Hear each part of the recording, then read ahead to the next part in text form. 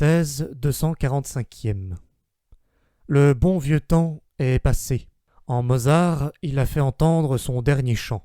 Estimons-nous heureux de ce que son rococo nous parle encore, de ce que son bon ton, sa passion délicate, son plaisir d'enfant aux chinoiseries et aux fioritures, sa politesse qui part du cœur, son goût de la grâce, de la tendresse et de la danse, sa sensibilité proche des larmes, sa foi dans le Sud, touchent encore quelque chose en nous. Hélas, un jour ou l'autre, cela aussi prendra fin. Mais qui peut douter qu'auparavant nous aurons cessé de comprendre et de goûter Beethoven, qui ne fut que la dernière expression d'une rupture et d'une transition dans le style musical, et non pas, comme Mozart, l'ultime expression d'un goût européen qui avait régné avec grandeur durant des siècles. Beethoven est le produit hybride d'une vieille âme agonisante, qui n'en finit pas de mourir, et d'une âme à venir et très jeune, qui n'en finit pas de naître. Sa musique baigne dans le clair-obscur d'un deuil éternel et d'une éternelle espérance qui déploie ses ailes. La lumière même qui baigna l'Europe lorsqu'elle rêva avec Rousseau, dansa avec la Révolution autour de l'arbre de la liberté, et pour finir, adora presque Napoléon.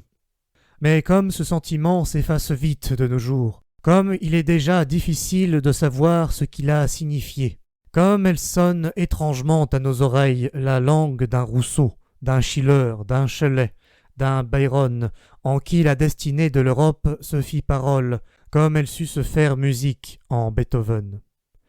Ce qui vint ensuite en fait de musique allemande appartient au romantisme, c'est-à-dire, d'un point de vue historique, à un mouvement plus bref, plus fugitif, plus superficiel que ce grand entracte, cette transition qui conduisit l'Europe de Rousseau à Napoléon et à l'avènement de la démocratie. Weber, mais que signifient pour nous aujourd'hui les Freischlutz ou Oberon, ou le Hans Heiling et le Vampire de Manchner, ou même le Tannhäuser de Wagner? Cette musique a perdu ses prestiges, bien qu'elle ne soit pas encore oubliée. En outre, toute cette musique romantique manquait d'aristocratie. Elle n'était pas assez musique pour se justifier ailleurs qu'au théâtre et devant la foule. Elle fut d'emblée une musique de second ordre, peu appréciée des musiciens authentiques.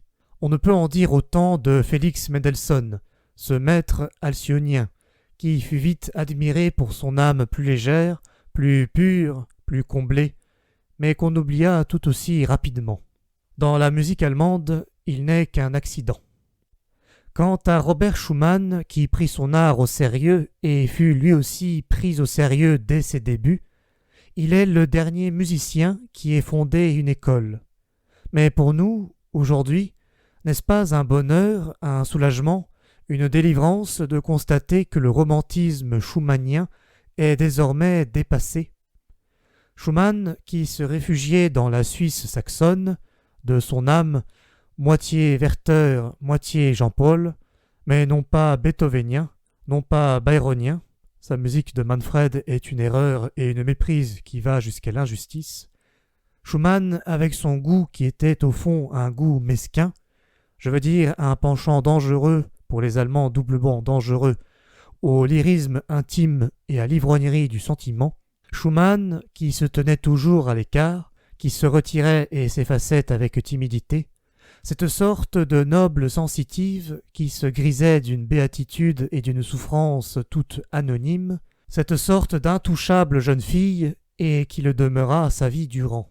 Ce Schumann ne fut déjà plus qu'un événement allemand au sein de la musique, non plus un événement européen, comme le fut Beethoven, ou dans une encore plus large mesure, comme l'avait été Mozart. Avec lui, la musique allemande courut son plus grand risque, celui de n'être plus au diapason de l'âme européenne, de se ravaler au rang d'un art purement régional.